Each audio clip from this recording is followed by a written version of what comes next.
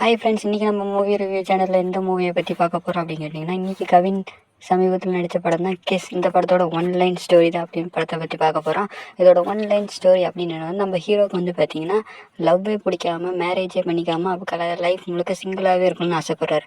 அப்படிப்பட்ட அவர் லைஃப்பில் வந்து பார்த்திங்கன்னா ஒரு புக்கு ஒன்று வந்து பார்த்திங்கன்னா வருது. அந்த புக்கை தொட்டதுக்கு அப்புறம் இருந்து அவர் வந்து பார்த்திங்கன்னா அவங்க முன்னாடி யாராச்சும் வந்து பார்த்திங்கன்னா கிஸ் அடித்து அவங்களோட அதாவது ஃப்யூச்சர் லைஃப் வந்து பார்த்திங்கன்னா அவர் கண்ணுக்கு முன்னாடி தெரியுது. இப்படியே வந்து பார்த்திங்கன்னா பண்ணிக்கிட்டே இருக்காரு. ஆனால் வந்து பார்த்திங்கன்னா அதை பற்றி யார்கிட்டும் வெளியே சொல்லலை, ஃப்ரெண்டுக்கிட்ட மட்டும் சொல்லுவார். அதனால் வந்து பார்த்திங்கன்னா அவங்க பிரேக்கப் ஆனால் ஆகிட்டு போட்டோம் அப்படின்னு சொல்லிட்டு ஒரு சுயநலமாகவே இருப்பார்.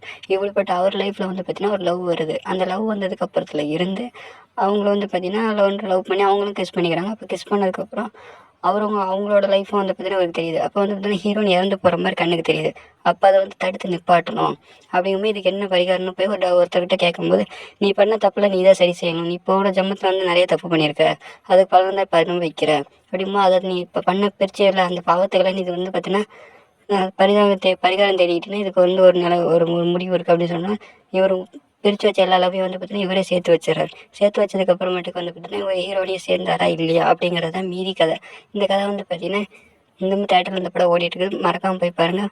இந்த படம் வந்து பார்த்தீங்கன்னா கிளைமேக்ஸில் முக்கியமான வந்து பார்த்தீங்கன்னா ஒரு ட்விஸ்ட் வச்சுருப்பாங்க. அது மட்டும் இல்லாமல் இந்த படத்தை சேனல் வந்து பார்த்தீங்கன்னா மறக்காமல் சப்ஸ்கிரைப் பண்ணுங்கள். Thank you for watch all.